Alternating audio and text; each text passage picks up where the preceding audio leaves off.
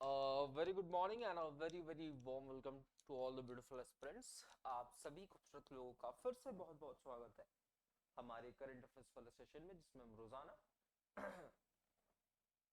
पिछले महीने को करंट अफेयर्स को रिवाइज कर रहे हैं, जिसमें आज हम लोग दिसंबर के थर्ड पार्ट की तरफ बढ़ चले हैं। ठीक है, दिसंबर का थर्ड पार्ट, उसके बाद दिसंबर का फोर्थ पार्ट, और उसके बाद हमारा जुलाई से लेकर दिसंबर तक के करंट अफेयर्स समाप्त। उसके बाद हम क्या करेंगे, मैराथन क्लासेस देखेंगे, जिसमें हम पूरे साल के करंट अफेयर्स को डिस्कस करेंगे। अगर आप कहोगे तो पूरे साल के करंट अफेयर्स को हम टॉपिक वाइज भी डिस्कस कर सकते हैं, या पूरे साल के करंट अफेयर्स को हम मिक्स्ड फॉर्म में भी डिस्कस कर सकते हैं। क्लियर बात? तो बढ़ते हैं आज के पहले क्वेश्चन की तरफ। पहला क्वेश्चन आपके सामने ये रहा। पहले क्वेश्चन से पहले एक बार मुझे कंफर्म करो वेदर आई एम ऑडिबल और नॉट। फटाफट से मुझे एक बार बताओ, क्या मेरी आवाज आप तक पहुंच पा रही है? क्या मेरी आवाज आप तक पहुंच पा रही है? एक बार फटाफट से मुझे एक बार कंफर्म कर दो, जल्दी से।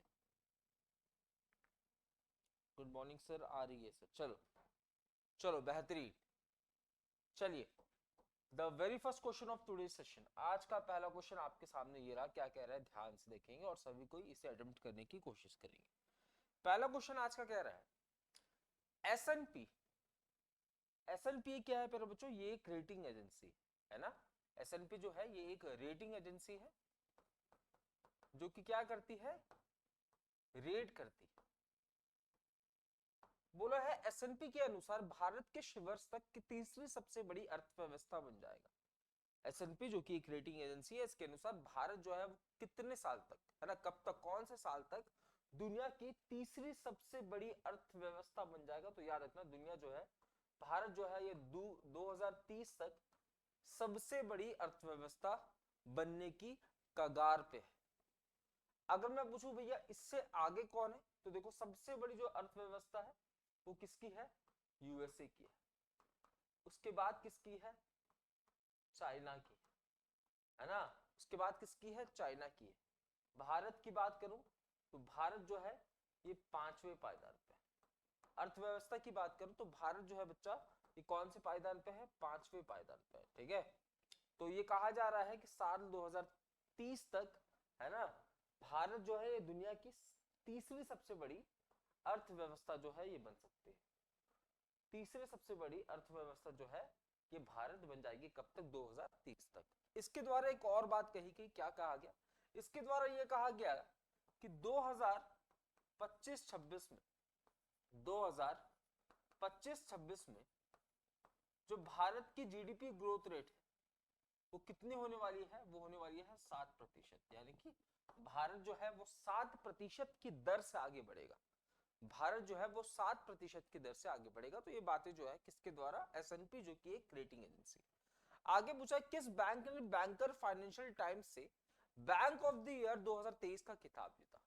बोला है which bank has bag the title of bank of the year. Bank of the year का खिताब किसके द्वारा? बैंकर फाइनेंशियल टाइम्स के द्वारा। ये किसने जीता है बच्चा? Federal bank. किसने जीता है? फेडरल बैंक ने जीता है।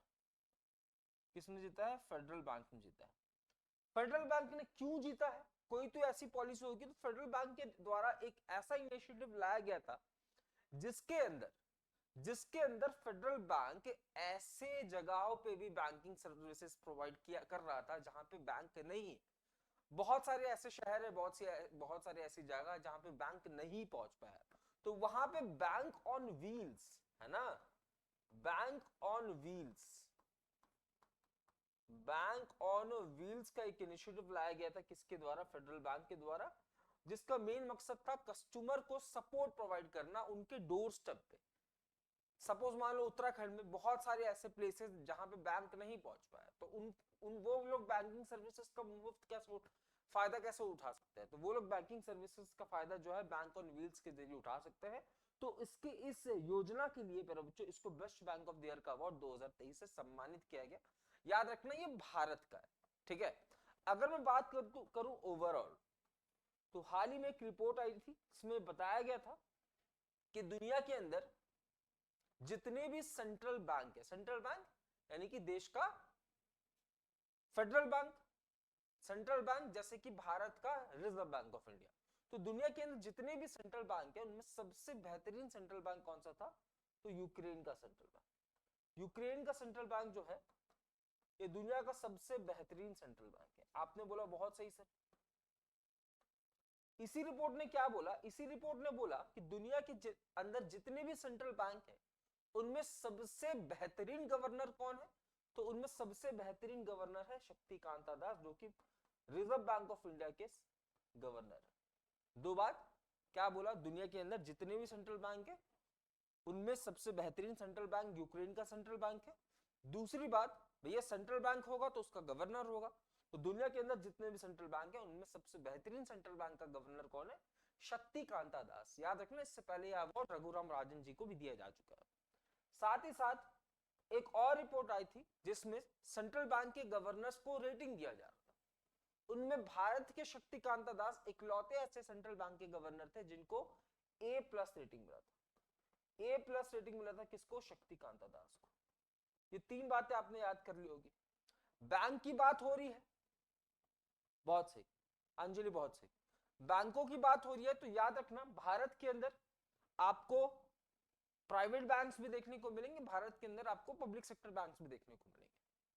अगर मैं प्राइवेट सेक्टर बैंक्स की बात करूं तो इनकी तादाद 21 से ज्यादा है। पब्लिक सेक्टर बैंक्स की बात करूं तो इनकी तादाद 12 है। भारत के अंदर सबसे बड़ा पब्लिक सेक्टर बैंक है SBI। भारत के अंदर सबसे बड़ा प्राइवेट सेक्टर बैंक है HDFC बैंक। कौन सा? HDFC bank. अब मैं यहीं पे आपसे पूछूं कि दुनिया के अंदर सबसे बड़ा प्राइवेट सेक्टर बैंक या दुनिया के अंदर सबसे बड़ा बैंक कौन सा हो जाएगा? तो याद रखना है यहाँ पे दुनिया के अंदर सबसे बड़ा बैंक है JP मॉर्गन। कौन सा है? JP मॉर्गन जो है ये दुनिया का सबसे बड़ा बैंक है। उसके बाद बैंक ऑफ अमेरिका, और उसी लिस्ट में 7वें पायदान पे HDFC का रैंक आता है। ठीक है, तो ये तमाम बातें आपको याद रखनी है क्योंकि ये तमाम बातें इसी साल से रिलेटेड है और ये आपके एग्जाम में पूछा जा सकता है। ठीक है, पूछा जा सकता है। बहुत सही अंजलि, A+ रेटिंग। अगले प्रश्न की तरफ बढ़ते हैं। अगला प्रश्न पूछा है, कौन सी भारतीय बीमा कंपनी दुनिया की चौथी सबसे बड़ी बीमा कंपनी है?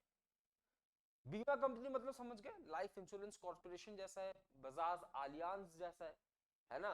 तो वो कौन सी बीमा कंपनी? देखो, अगर दुनिया के अंदर इंश्योरेंस कंपनीज की बात करूं, इंश्योरेंस कंपनीज की बात करूं तो सबसे बड़ी इंश्योरेंस कंपनी दुनिया के अंदर कौन सी हो जाएगी? अलायंस। कौन सी हो जाएगी? अलायंस। अलायंस हो जाएगी। ठीक है, ये कहां की है बच्चा? याद रखना ये जर्मनी की है। ठीक है, ये जर्मनी की है। दूसरे नंबर पे हो जाएगा China life insurance company. China life insurance company, ये दूसरे पायदान पे हो जाएगा। तीसरे पायदान पे निप्पॉन लाइफ इंश्योरेंस कंपनी। तीसरे पायदान पे निप्पॉन लाइफ इंश्योरेंस कंपनी। और चौथे पायदान पे भी आपको भारत का LIC यानी कि लाइफ इंश्योरेंस कॉर्पोरेशन देखने को मिलेगा। तो दुनिया के अंदर जितने भी इंश्योरेंस कंपनीज हैं उनमें टॉप 5 बेहतरीन इंश्योरेंस कंपनीज में भारत का LIC आपको यहाँ पे देखने को मिलेगा। भारत का LIC जो है ये 4th रैंक पे होगा। ठीक है, LIC का रैंक क्या हो जाएगा? LIC का रैंक हो जाएगा 4th। Is that clear? LIC का रैंक हो जाएगा 4th। ठीक है, अगला प्रश्न। अगला प्रश्न पूछ रहा है, किस बैंक ने महिलाओं के लिए नारी शक्ति बचत खाता लॉन्च किया? महिलाओं को और भी ज्यादा सशक्त करने के लिए बहुत सारी योजनाएं जो है शुरू की गई। जैसे स्टेट गवर्नमेंट्स की बात करूं तो स्टेट गवर्नमेंट्स में लाडली बहना है ना, लाडली बहना योजना, लखपति दीदी योजना, दीदी कवच, ऐसे तमाम इनिशिएटिव्स जो है ये स्टेट गवर्नमेंट्स के द्वारा लॉन्च किए गए। बट यहाँ पे बैंक के बारे में पूछा है कि वो कौन सा बैंक है जिसने नारी शक्ति बचत खाता योजना की शुरुआत की है? तो याद रखना bank of India. Bank of India वो बैंक है, ठीक है, जिसके द्वारा एक ऐसा इनिशिएटिव लॉन्च किया गया जहां पे महिलाओं को सशक्त करने की बात की जा रही है। बैंक ऑफ इंडिया के नए चेयरमैन हाल ही में अपॉइंट किए गए थे जिनका नाम क्या हो जाएगा? रजनीश कर्नाटक। रजनीश कर्नाटक, रजनीश कर्नाटक। आपसे पूछेगा इसकी स्थापना कब हो रही है। बैंक ऑफ इंडिया की स्थापना हो रही है 1906 के अंदर। और अगर आपसे यहाँ पे पूछ ले कि इसका मुख्यालय कहाँ पे हो जाएगा, तो ज्यादातर बैंकों की मुख्यालय आपको मुंबई में देखने को मिलेगा। ज्यादातर बैंकों का मुख्यालय आपको कहाँ पे, मुंबई महाराष्ट्र के अंदर देखने को मिलेगा, मुंबई महाराष्ट्र। देखो ये रिवीजन क्लासेस चल रहा है, इस वजह से मैं ऑप्शंस नहीं लेके आ रहा हूँ, या बहुत ज्यादा डीप में नहीं लेके जा रहा हूँ, ठीक है। क्योंकि ये अब देखो ये 1 घंटे में हम 50 क्वेश्चन देखेंगे, बट वैसे जब हम रेगुलर बेसिस पे करंट अफेयर्स पढ़ते हैं तो उसमें हम 1 घंटे में सिर्फ 10 क्वेश्चन देखते हैं। तो सोचो 1 घंटे में जब हम 10 क्वेश्चन देख रहे होते तो हम कितनी सारी बातें करेंगे, कितनी सारी स्टैटिक की बातें करेंगे। आपको क्या लगता है कि अगर मैं इंश्योरेंस के क्वेश्चन आपके समक्ष सामने आएगा और मैं 1 घंटे में मुझे 10 क्वेश्चन कराने होंगे, तो मैं इंश्योरेंस से रिलेटेड इतनी बातें आपके सामने रखूंगा, इतनी स्टैटिक्स के पॉइंट आपके सामने रखूंगा कि आपकी तैयारी वैसे ही बहुत बेहतरीन हो जाएगी, ठीक है। तो भैया कौन सा बैंक, महिलाओं के लिए नारी शक्ति बचत खाता, बैंक ऑफ इंडिया, स्थापना 1906, रजनीश कर्नाटक चेयरमैन के पद पे। अगला प्रश्न, अगला प्रश्न पूछा है आरबीआई ने स्वास्थ्य देखभाल और शिक्षा के लिए यूपीआई सीमा 1 लाख रुपए प्रति लेन देन से बढ़ाकर कितनी कर दी है। भैया पहले क्या होता था कि यूपीआई के थ्रू आप एक टाइम पे 1 लाख रुपए जो है वो भेज सकते थे, कुछ लिमिटेशन थे यूपीआई के। यूपीआई क्या मतलब, यहाँ पे साइड में लिख लो, यूपीआई का मतलब होता है unified payment interface, unified payment interface, unified payment interface. ये लागू कब होता है, 2016 के अंदर। यूनिफाइड पेमेंट इंटरफेस को देखता कौन है, इसके काम को कौन देखता है, इसको रेगुलेट कौन करता है, तो आप कहोगे NPCI, national payment corporation of India. National payment corporation of India जो है इसको रेगुलेट करता है। National payment corporation of India के लिए जो एक्ट आता है वो 2007 में आता है, इसको लागू किया जाता है 2008 के अंदर। और इन दोनों को रेगुलेट कौन करेगा, ऑब्वियसली भारत के अंदर पैसे से रिलेटेड जितने भी काम होंगे वहां पे भी आरबीआई रेगुलेट करेगा। स्टॉक से रिलेटेड सभी करेगा, पैसों से रिलेटेड जो है वो आरबीआई करेगा। ये तो बेसिक बात है। अब क्या हुआ, 1 लाख से कितना कर दिया गया, तो याद रखना 1 लाख से 5 लाख कर दिया है कि भैया अगर हॉस्पिटल में आपको जाना है, हॉस्पिटल में भैया मान लो आपको 5 लाख 10 लाख 20 लाख का पेमेंट करना है, ठीक है, तो आप 1-1 लाख करके थोड़ी ना करोगे, ठीक है। तो इसलिए स्वास्थ्य और एजुकेशन में जो यूपीआई पेमेंट्स की लिमिटेशन है उसको बढ़ाकर कितनी कर दी गई है। सर आईएएफ के लिए भी है क्या, बिल्कुल आईएएफ के लिए भी है, इंडियन एयरफोर्स के लिए भी है, एनडीए के लिए भी है, सीडीएस के लिए भी है, एफकैट के लिए भी है, असिस्टेंट कमांडेंट के लिए है, जीडी के लिए, यूपी पुलिस है, जितने भी आपके एग्जाम्स आपको नजर आ रहे हैं इन सब के लिए करंट अफेयर्स होने वाला, ठीक है। चलो अगला प्रश्न पूछ रहा है which state has emerged as the largest economy of India, कौन सा राज्य भारत की सबसे बड़ी अर्थव्यवस्था के रूप में उभरा है। तो याद रखना भारत की जीडीपी, देखो कोई भी चीज अपने आप में 100% होती है, आप अपने आप में 100% हो, ऐसा थोड़ी ना कि भैया आपका एक उंगली कटा हुआ है और जब आपका एक उंगली कट भी जाएगा तब भी आप अपने आप के 100% होगे, ठीक है। बट जब आप कंपेयर करोगे, सपोज आज मेरे सारे पैर हाथ सलामत है, ठीक है, तो आज मैं अपना 100% हूँ, कल को मेरा एक हाथ कट गया तब भी मैं अपना 100% हूँ, जब तक हम एक दूसरे दोनों कंडीशन को कंपेयर ना कर रहे हो। तो बोल रहा है कि which state has emerged as the largest economy of India, तो सपोज मान लो इंडिया की इकोनॉमी जो है वो 100%, तो इसमें किस राज्य का कितना ज्यादा कंट्रीब्यूशन है, ठीक है, इसके जीडीपी में किस राज्य का कितना ज्यादा कंट्रीब्यूशन है। तो याद रखना सबसे ज्यादा कंट्रीब्यूशन भैया किसका है, महाराष्ट्र का, महाराष्ट्र का है। महाराष्ट्र कंट्रीब्यूशन भारत की जीडीपी में कितना है, 15.77%, 15.77%।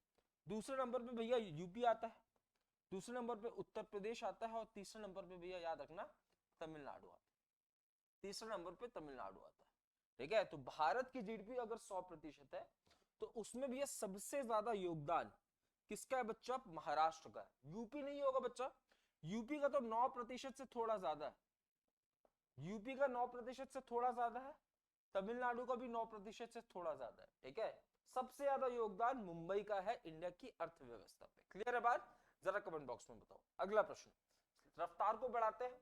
भारत की जीडीपी में कृषि की हिस्सेदारी 2022-23 में घटकर कितने प्रतिशत हो गई है? देखो पहले क्या है, आप सभी को पता है भारत के अंदर भारत की इकोनॉमी में 3 टाइप के सेक्टर्स है, या किसी भी देश की इकोनॉमी में 3 टाइप के सेक्टर्स होते हैं। पहला होता है भैया प्राइमरी सेक्टर, प्राइमरी सेक्टर। दूसरा होता है सेकेंडरी सेक्टर, सेकेंडरी सेक्टर। और तीसरा होता है भैया टर्शियरी सेक्टर, टर्शियरी। पहले आपको पता है कि भारत जो है इस पे डिपेंडेंट था, प्राइमरी पे यानी कि एग्रीकल्चर वगैरह, और उसके बाद भारत ने अचानक से छलांग लगा के कहां पहुंच गया? टर्शियरी पे पहुंच गया, यानी कि सर्विस सेक्टर भी कहते हैं इसको। सर्विस सेक्टर, जैसे मैं आपको पढ़ा रहा हूं, ये क्या है? एक सर्विस है। आप बाल कटवाने जाते हो, वो एक सर्विस है। आप गवर्नमेंट को चुन रहे हो, गवर्नमेंट आपको अच्छी सड़क, अच्छा हॉस्पिटल, अच्छा एजुकेशन प्रोवाइड कर रहा है, ये भी एक सर्विस है। तो पहले हम लोग प्राइमरी पे डिपेंडेंट थे, उसके बाद हमने छलांग लगाया टर्शियरी पे पहुंच गए। आपसे पूछा है कि भैया पहले भारत की डिपेंडेंसी या भारत का जीडीपी में एग्रीकल्चर का शेयर कितना हुआ करता था, तो एक डेटा आई है जिसमें कहा गया है कि 1991 के दौरान, 1991 के दौरान जो एग्रीकल्चर का शेयर था जीडीपी के अंदर वो था 35%, और वो साल 2022-23 में घट के कितना हो गया है? वो घट के हो गया भैया 15%। कितना हो गया है? 15% हो गया। आंसर क्या हो जाएगा? 15% हो जाएगा। आंसर हो जाएगा गुरुजी 15%। आपसे पूछा कोटक महिंद्रा बैंक के नए चेयरमैन के रूप में किसकी नियुक्ति हुई है? कोटक महिंद्रा बैंक, याद रखना, कोटक महिंद्रा बैंक के संस्थापक के रूप में कौन जाने जाते हैं? संस्थापक। कोटक महिंद्रा बैंक के संस्थापक के रूप में आपको उदय कोटक देखने को मिलेगा। कौन बच्चा? उदय कोटक जो है ये कोटक महिंद्रा बैंक के क्या हो जाएंगे? संस्थापक हो जाएंगे। 1985, याद रखना, 1985 में इसकी स्थापना होती है। मुंबई के अंदर भी आपको इसका मुख्यालय देखने को मिलेगा। और याद रखना CS राजन जी की नियुक्ति हुई है। किसकी? बहुत सही, CS राजन, SC राजन नहीं, CS राजन, CS राजन जी की नियुक्ति हुई है यहाँ पे नए चेयरमैन के पद। फटाफट से कमेंट बॉक्स में बताओ कि SBI के नए चेयरमैन कौन बने? SBI के नए चेयरमैन के रूप में आपको कौन देखने को मिलेंगे? CS राजन अंजलि, बहुत सही, बहुत बेहतरीन, बहुत बेहतरीन। अगला कह रहा है Aarogya Maitri aid cube launch in which city? विश्व का पहला आरोग्य मैत्री सहायता क्यूब क्या है गुरुजी? तो याद रखना ये चलता फिरता हॉस्पिटल है, लिख लो यहाँ पे, चलता फिरता हॉस्पिटल भैया, चलता फिरता हॉस्पिटल। कौन क्या हो जाएगा? आरोग्य मैत्री क्यूब। ये बेसिकली क्या है? डब्बे के फॉर्म में होगा जिसमें वो तमाम बेसिक हेल्थ की चीजें होंगी जो कि आपको इमरजेंसी में जरूरत पड़ती है। सपोज भैया इमरजेंसी, आपका एक्सीडेंट हो गया और आप पिथौरागढ़ में हो या आप ऐसी जगह पे हो जहां पे भैया आपको 1.5 घंटे लगेंगे हॉस्पिटल पहुंचने में, तो उस केस में इस आरोग्य मैत्री क्यूब्स का इस्तेमाल किया जाएगा, जहां पे आपको बेसिक मेडिकल फैसिलिटी जो है, बेसिक चीजें जो है आपको प्रोवाइड की जाएंगी। याद रखना इसको कहां से लॉन्च किया जा रहा है? गुरुग्राम से। कहां से? गुरुग्राम से इसको लॉन्च किया जा रहा है। गुरुग्राम कहां पे? हरियाणा। याद रखना यहाँ पे इंटरनेशनल सोलर अलायंस का मुख्यालय है, इंटरनेशनल सोलर अलायंस का मुख्यालय है।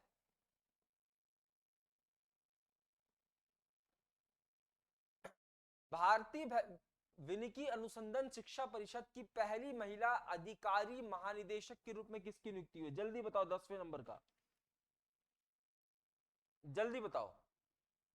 First women officer director general of Indian council of forestry research education. ये कहां पे बच्चा? ये याद रखना देहरादून के अंदर, देहरादून के अंदर है ना, देहरादून के अंदर। और याद रखना कंचन देवी, कंचन देवी जी की नियुक्ति हुई है as a first women director general of कौन? Indian council of forestry research and education. हाल ही में याद रखना, हाल ही में बच्चा याद रखना उत्तराखंड के अंदर क्या हुआ था? उत्तराखंड के अंदर इन्वेस्टर्स समिट का आयोजन किया गया था, है ना। उत्तराखंड के अंदर इन्वेस्टर्स समिट का आयोजन किया गया था, investors summit.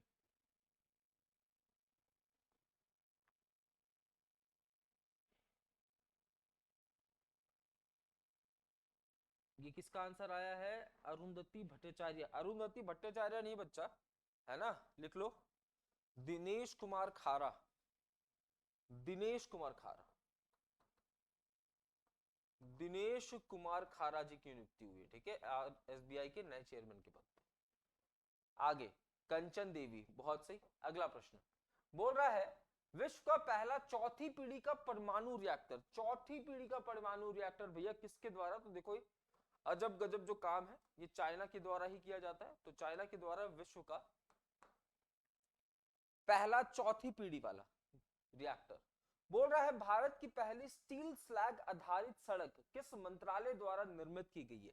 Steel slag, steel slag based road constructed by which industry? तो भैया याद रखना स्टील इंडस्ट्री, स्टील मिनिस्ट्री के द्वारा, स्टील मिनिस्ट्री। भैया यहाँ पे बीआरओ मत लिख देना, और ना ही यहाँ पे national highway authority of India लिख देना, सॉरी, ना ही यहाँ पे रोड एंड ट्रांसपोर्ट लिख देना बच्चा, ना ही यहाँ पे रोड एंड ट्रांसपोर्ट मिनिस्ट्री लिख देना। हमेशा सड़कें ये नहीं बनाती हैं, ये क्या सड़कें बनाएंगी भैया? बॉर्डर की सड़कें बनाएंगी, ठीक है। ये बेचारा नेशनल हाईवे बनाएगा, नेशनल हाईवे, ठीक है। ये मिनिस्ट्री ऑफ डिफेंस का अंदर आता है, ये भी बात रख लेना, कभी कभी पूछ लेगा कि भैया बीआरओ किसके अंतर्गत आता है? तो मिनिस्ट्री ऑफ डिफेंस के अंतर्गत, है ना। National highway authority of India ministry of road and transport के अंतर्गत।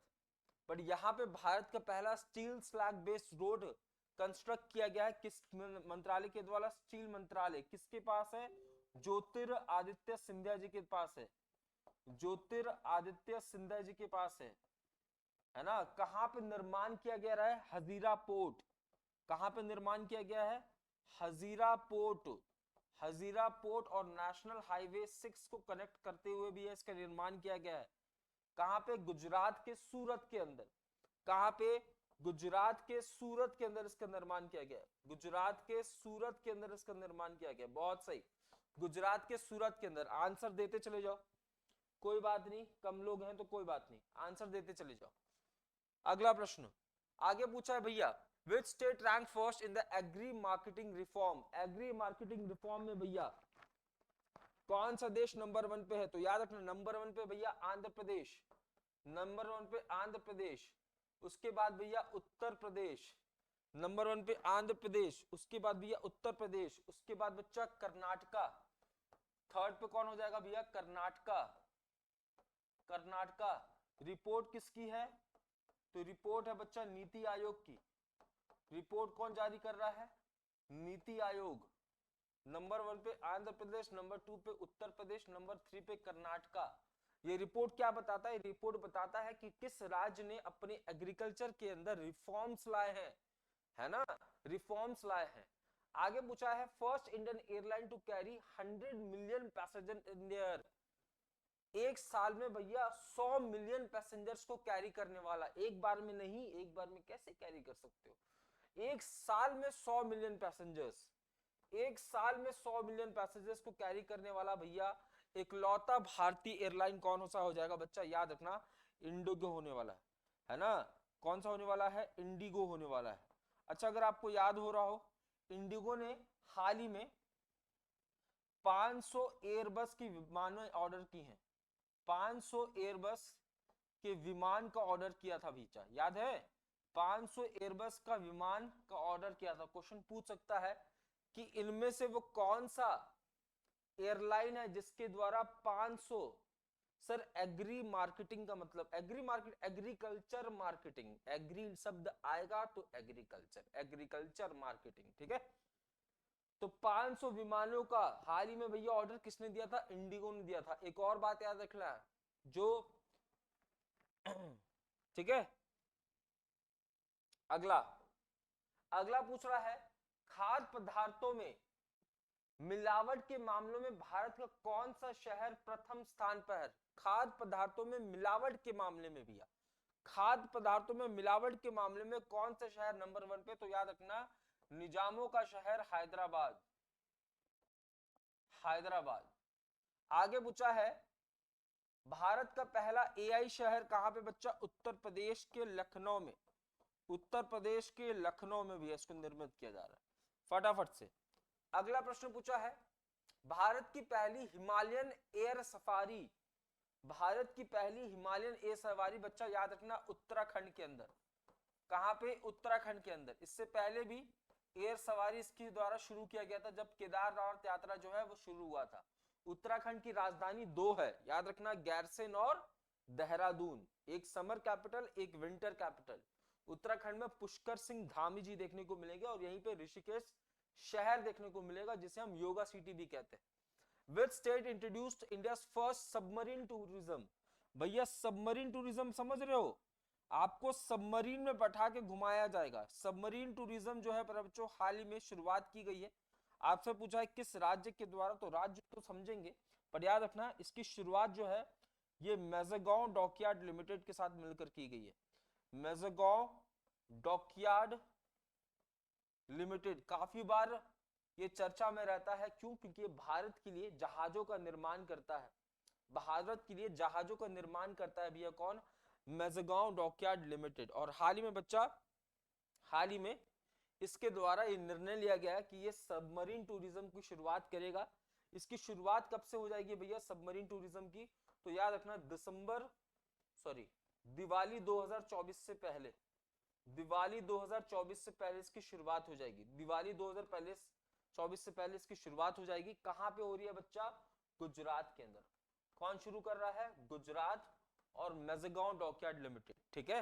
एक और आता है इसी की तरह एक कंपनी है जिसका नाम है garden rich ship builders. Garden rich ship builders भी याद रखना है, कोलकाता बेस्ड है। राम मंदिर की तैयारियां भैया 12 जनवरी राम लल्ला आने वाले, तो राम मंदिर की तैयारियों की देखरेख करने वाले श्री राम जन्मभूमि की तीर्थ ट्रस्ट के कोषाध्यक्ष कौन है भैया?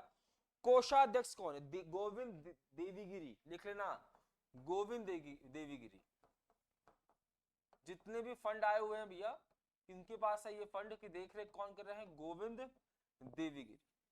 आगे पूछा है 5वां ग्लोबल आयुर्वेदा फेस्टिवल कहां पे आयोजित हुआ बच्चा?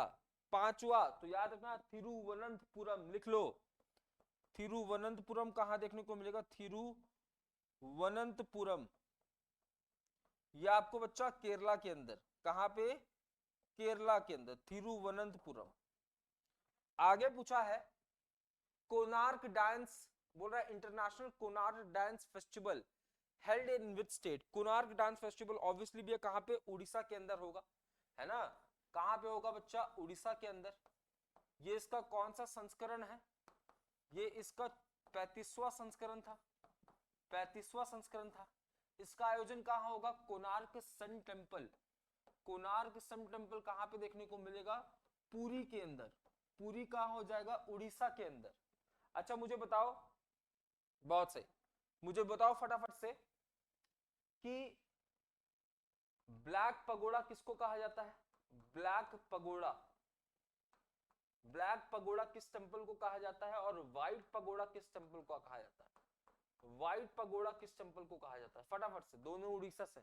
बोल रहा है 11वीं Bangladeshi book fair held in which city? Bangladeshi किताबों का भैया फेयर कहां पे आयोजित हुआ? कोलकाता के अंदर।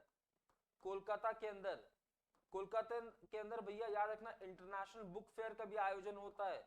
इंटरनेशनल बुक फेयर का आयोजन भी कहां होता है? कोलकाता के अंदर। जहां पे इस बार हमने फ्रांस को चीफ गेस्ट के रूप में बुलाया था। फ्रांस को चीफ गेस्ट के रूप में बुलाया था भैया, फ्रांस को चीफ गेस्ट के रूप में बुलाया था। तो बांग्लादेश की लिटरेचर को बढ़ावा देने के लिए बांग्लादेश के अंदर 11वें नंबर का बांग्लादेश बुक फेयर का आयोजन किया गया। बहुत सही, गोविंद देवीगिरी केरला। बहुत सही, एक ही बच्चा का आंसर आ रहा है। आगे पूछा है हनुक्का फेस्टिवल भैया किस कम्युनिटी के द्वारा मनाया जाता है? हनुक्का फेस्टिवल याद रखना जो जूडिज्म को फॉलो करते हैं, जूडिज्म को फॉलो करने वाले लोग यानी कि बच्चा ज्यूस लोग इसको मनाते हैं। ठीक है, याद रखना इसे सिटी ऑफ लाइट्स भी कहते हैं, सिटी ऑफ लाइट्स भी कहते हैं। किसको? हनुक्का फेस्टिवल को ही सिटी ऑफ लाइट्स के नाम से भी जाना जाता है। ब्लैक पगोड़ा, कोणार्क टेम्पल और व्हाइट पगोड़ा, बताओ जरा वार्षिक उत्सव शार अमरतला तोराग्य, इसका आयोजन कहां पे हुआ भैया? अरुणाचल प्रदेश के अंदर। कहां पे बच्चा? अरुणाचल प्रदेश के अंदर। अरुणाचल प्रदेश के अंदर, याद रखना। इसका आयोजन असम में भी होता है, इसका आयोजन असम में भी होता है, इसका आयोजन भूटान के अंदर भी होता है। भूटान की राजधानी क्या हो जाएगी? थिम्फू। भूटान की करेंसी क्या हो जाएगी? नगलत्रम। भूटान के जो प्रिंस है, ये भूटान के सबसे युवा डिजिटल सिटीजन है, याद रखना बच्चा। भूटान के जो प्रिंस है वो भूटान के सबसे पहले डिजिटल सिटीजन है। भूटान जो है ये क्या बन गया है? भूटान जो है वो बन गया है क्या? तो नेट जीरो कार्बन एमिशन वाला देश। भारत कब बनेगा? 2070 में। जगन्नाथ टेम्पल, बहुत सही। अगला, तानसेन फेस्टिवल का आयोजन कहां पे होता है बच्चा? तानसेन फेस्टिवल का जल्दी बताओ। तानसेन फेस्टिवल का आयोजन होता है मध्य प्रदेश के अंदर, लिख लेना। तानसेन फेस्टिवल बच्चा मध्य प्रदेश के अंदर, ठीक है। और यहाँ पे क्या बना भैया? Guinness book of world record बना। Guinness book of world record बना। आपने पूछो कैसे? कैसे बन गया भैया Guinness book of world record?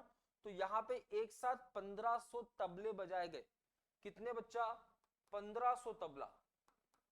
1500 tabla भैया एक साथ बजाया गया, लिख लेना। 1500 तबला जो है वो एक साथ बजाया गया, एक साथ बजाया गया। देखो हिंदी में मेरा हाथ थोड़ा सा कमजोर है, तो मैं क्या करता हूँ, जो छोटी छोटी स्पेलिंग्स होती है हिंदी की वो मैं लिख देता हूँ। आपको भी लगता है अरे सर को तो हिंदी भी आता है, तो ऐसा कुछ नहीं है, ठीक है। हिंदी में जो हाथ जो है वो थोड़ा सा तंग है। आगे पूछा करबी यूथ फेस्टिवल भैया। करबी यूथ फेस्टिवल 2024 का आयोजन किस राज्य के अंदर? याद रखना असम के अंदर हुआ। कहां हुआ बच्चा? असम के अंदर। कौन आए थे चीफ गेस्ट के रूप में? कभी कभी चीफ गेस्ट पूछ लेता है, कभी कभी आपसे पूछ लेगा चीफ गेस्ट कौन थे, तो लिख लेना भारत की पहली आदिवासी महिला प्रेसिडेंट द्रौपदी मुर्मू। कहां रहती हैं ये? तो रायसेना हिल्स। रायसेना हिल्स में ही आपको क्या देखने को मिलेगा? अमृत उद्यान। क्या देखने को मिलेगा? अमृत उद्यान, ठीक है। अमृत उद्यान गार्डन है, सारे पेड़ पौधे लगे हुए। रेड सी फिल्म फेस्टिवल में शेरॉन स्टोन द्वारा किसे सम्मानित किया गया? रेड सी फेस्टिवल का आयोजन कहां हुआ था? जेदा के अंदर। कहां पे हुआ बच्चा? जेदा के अंदर। और इसमें बच्चा शेरॉन स्टोन जो अवार्ड है किसको दिया गया? रणवीर सिंह को। लिखो किसको दिया गया? रणवीर सिंह को। रणवीर सिंह को। हाल ही में बच्चा फ्रांसीसी साहित्यिक सम्मान से किसे सम्मानित किया गया है? फ्रांस की हाईएस्ट लिटरेरी अवार्ड से किसको सम्मानित किया गया? तो याद रखना अर्शिया सतार, लिख लो अर्शिया सतार। याद रखना बच्चा ये कौन है? ये एक ऑथर भी है, साथ ही साथ ये एक ट्रांसलेटर है बच्चा। ये एक ट्रांसलेटर है। ट्रांसलेटर का मतलब होता है जो ट्रांसलेट करता है हिंदी को इंग्लिश में, हिंदी को फलाने में, हिंदी को ढिमकाने में। तो ये ऑथर और ट्रांसलेटर है। इनको फ्रांस के अंदर किताबों के मामले में जो सबसे उच्चतम अवार्ड दिया जाता है वो दिया गया है। क्यों? इनके द्वारा ही भैया, इनके द्वारा ही महाभारत, महाभारत, रामायणा या रामायण, इसको भैया फ्रांस भाषा में ट्रांसलेट किया गया। फ्रांस भाषा में ट्रांसलेट किया गया तो फ्रांस की सरकार खुश, उन्होंने बोला हमारे लोगों को इतना प्यारा ग्रंथ रामायण और महाभारत पढ़ने मिला, लो भैया ये अवार्ड पकड़ो, तुम ये अवार्ड तुम ही पकड़ो भैया, तुम ही तो हो, तुम ही तो हो इसके हकदार। इसरो वैज्ञानिक वीआर लिली तंबिका को किस देश के सर्वोच्च नागरिक सम्मान से सम्मानित किया गया? भैया जल्दी बताओ, लिली लंबिका को किस देश के सर्वोच्च सम्मान से सम्मानित किया गया? फटाफट। तो याद रखना यहाँ पे भी फ्रांस भैया, ठीक है। फ्रांस के सर्वोच्च सम्मान से किसको सम्मानित किया गया है? V R Lalithambika. याद रखना ये दूसरे बंदे हैं, ये सेकंड इंडियन साइंटिस्ट है, ये सेकंड इंडियन साइंटिस्ट है जिनको इस अवार्ड से सम्मानित किया गया है। आपने बोला फ्रांस इतना मेहरबान क्यों? भैया ऐसा कुछ मेहरबानी वाली बात तो नहीं है, है ना। इन्होंने भैया भारत और फ्रांस के बीच में, भारत और फ्रांस के बीच में स्पेस कॉर्पोरेशन को बढ़ाने के लिए, स्पेस कॉर्पोरेशन को बढ़ाने के लिए बेहतरीन काम किया, स्पेस कॉर्पोरेशन को बढ़ाने के लिए बेहतरीन काम किया। अरे हाँ ना, कुछ तो बोलो, आंसर नहीं दे रहे हो तो कुछ तो बोलो, मुझे पता तो होना चाहिए कि कोई है कि नहीं, अकेला मैं बड़बड़ा रहा हूं। बोला है content creator of the year से किसे सम्मानित किया गया, content creator of the year से। भैया देखो ये जो अवार्ड फंक्शन था ये कहाँ हुआ, लास वेगस के अंदर, ठीक है। लास वेगस बहुत खूबसूरत जगह है, जाने की बहुत इच्छा है, ठीक है। आप लोग कभी जाओ तो मुझे साथ ले चलना। तो लास वेगस में भैया अवार्ड फंक्शन जो है दिया गया, इसमें कंटेंट क्रिएटर, देख लो कंटेंट क्रिएटरों की कितनी डिमांड है। कंटेंट क्रिएटर से भी किसको सम्मानित किया गया, S8UL। भैया S8UL जो है ये स्पोर्ट्स कंपनी है, ठीक है।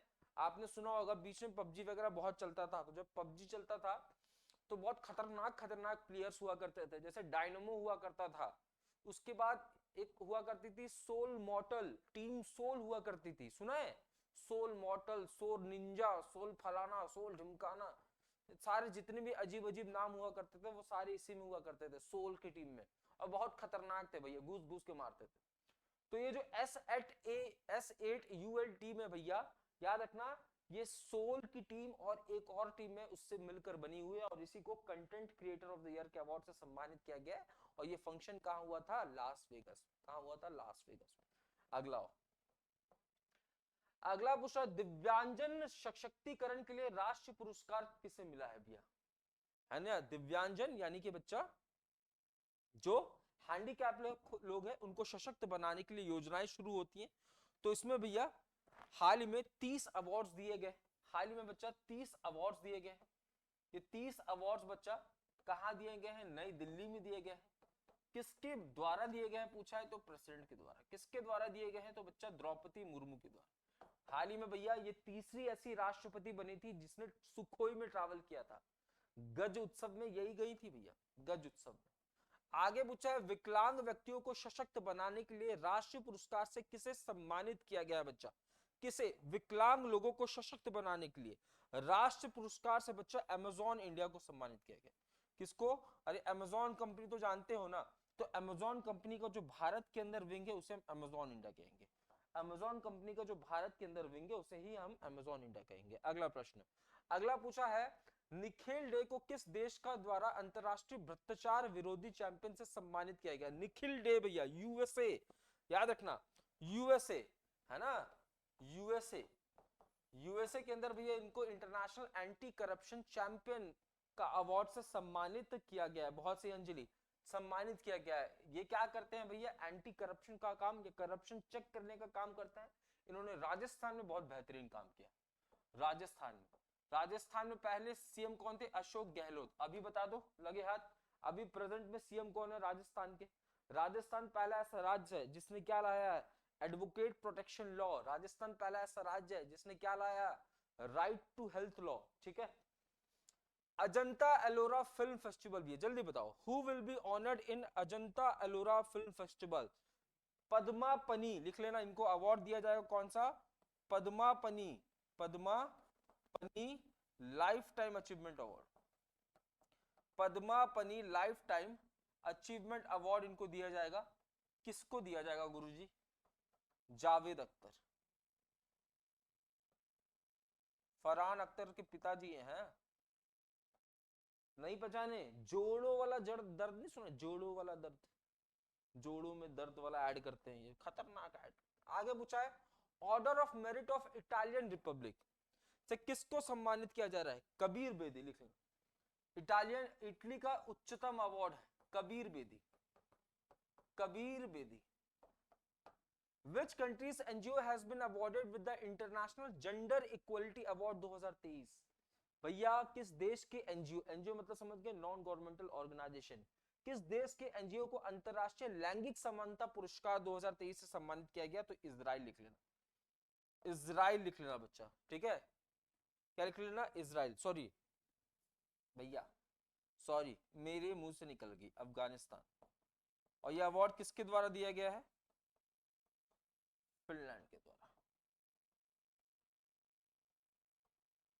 अगला हो, मिस इंडिया यूएसए 2023 भैया, miss India USA 2023 Rijul Malini, sorry Rijul Malini. इस साल जितने भी मिस इंडिया वर्ल्ड है ना, मिस इंडिया छोटे बच्चियों वाला जो होता है, ठीक है, ये सारे पढ़ के जाना, यहां से क्वेश्चन पूछा जाता है। या मैं कोशिश करूंगा कि 10 मिनट वाले शो में इस टॉपिक को कवर कर दूं, क्योंकि कम से कम 10-15 नाम है ना, इसको लेके ही जाना बच्चा। डॉक्टर ऑर्थो, बहुत सही भैया। आयुर्वेदिक क्रीम है। साहित्य अकेडमी अवार्ड, देखो साहित्य अकेडमी अवार्ड 24 भाषाओं में दिया जाता है, 24 लैंग्वेजेस में दिया जाता है। आपसे पूछा है भैया इस बार का साहित्य अकेडमी अवार्ड से किसको सम्मानित किया गया, तो याद रखना बच्चा, हिंदी वाले में भैया संजीव जी को, हिंदी वाले में संजीव जी को, संजीव जी को इनके किस उपन्यास के लिए, तो मुझे पहचानो, लिख लेना, मुझे पहचानो, पहचानो। और इंग्लिश के लिए बच्चा नीलम जी को, इंग्लिश के लिए बच्चा नीलम जी को, इंग्लिश के लिए, इंग्लिश उपन्यास के लिए नीलम जी को, बहुत सही अंजलि। अगला, किस देश की फिल्म चिल्ड्रन ऑफ नोबडी ने कोलकाता अंतरराष्ट्रीय फिल्म महोत्सव में सर्वश्रेष्ठ फिल्म जीता है, तो याद रखना चिल्ड्रन ऑफ नोबडी कहां की फिल्म है भैया, इजराइल की फिल्म। Who has become, अच्छा इजराइल ने भी बोला भैया ईरान पे हमला करेंगे, कल ईरान ने पाकिस्तान पे हमला किया है ना, पाकिस्तान ने ईरान पे दोबारा हमला कर दिया, उसके बाद इजराइल बीच में कूद दिया, मतलब मैं नहीं चाहता कि ईरान के पास क्या हो, न्यूक्लियर पावर हो, ये भी हमला करेगा भैया। Who has become the fastest Indian to score 4000 runs in mens टी20 क्रिकेट भैया, फास्टेस्ट क्रिकेटर ऋतुराज गायकवाड़, ऋतुराज गायकवाड़। इससे पहले किसके पास था ये, इससे पहले था भैया केएल राहुल, उससे पहले Virat Kohli. Jimmy George award से भैया किसको सम्मानित किया, जिमी जॉर्ज अवार्ड, जल्दी बताओ, जिमी जॉर्ज अवार्ड से किसको, मुरली श्रीशंकर भैया, मुरली श्रीशंकर लॉन्ग जंप खिलाड़ी है, मुरली श्रीशंकर, मुरली श्रीशंकर। याद रखना एशियन गेम्स और कॉमनवेल्थ गेम्स में इन्होंने सिल्वर मेडल हासिल किया था बच्चा, सिल्वर मेडल हासिल किया था, ओलंपियन है।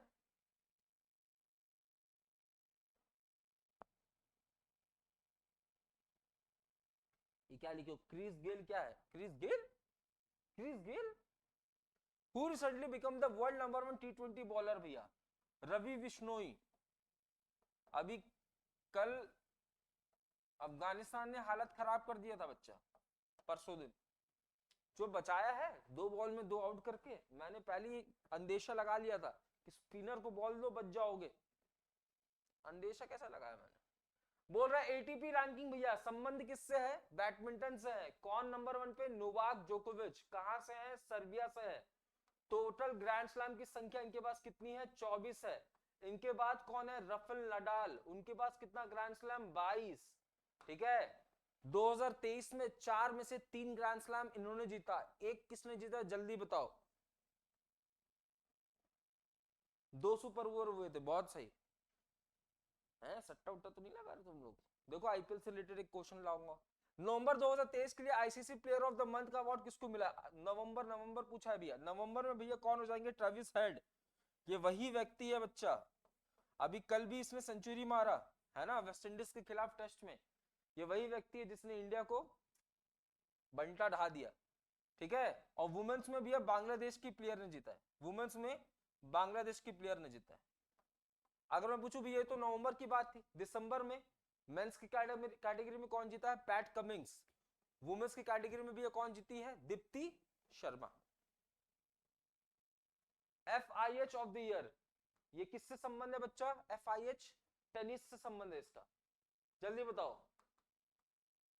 हॉकी फेडरेशन ऑफ इंडिया के द्वारा भैया FIH ऑफ द ईयर, जल्दी बताओ किसने जीता है, तो याद रखना हार्दिक सिंह और सविता, लिख लो हार्दिक सिंह और सविता,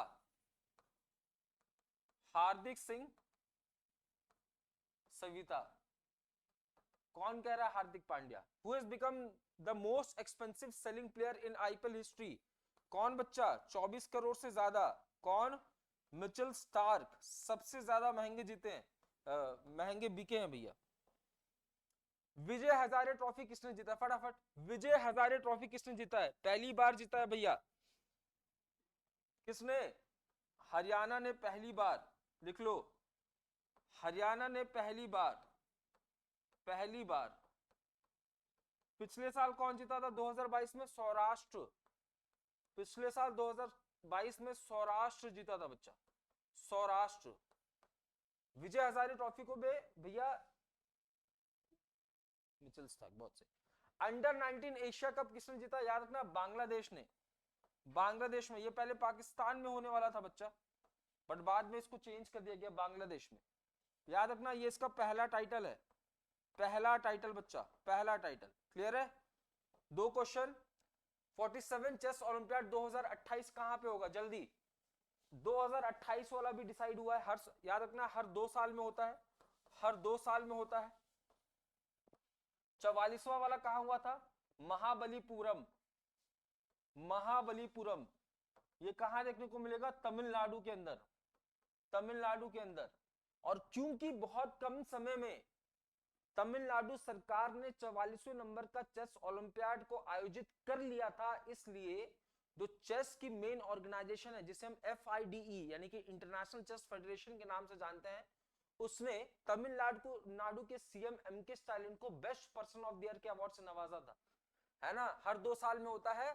और 2028 में बच्चा इसका आयोजन कहां पे हो रहा है?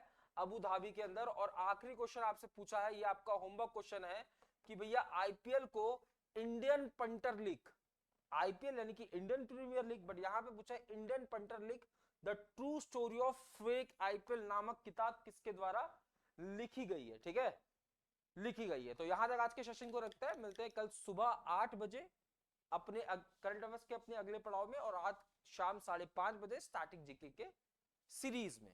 ठीक है, तब तक के लिए अपना ध्यान रखें। जय हिंद, जय भारत।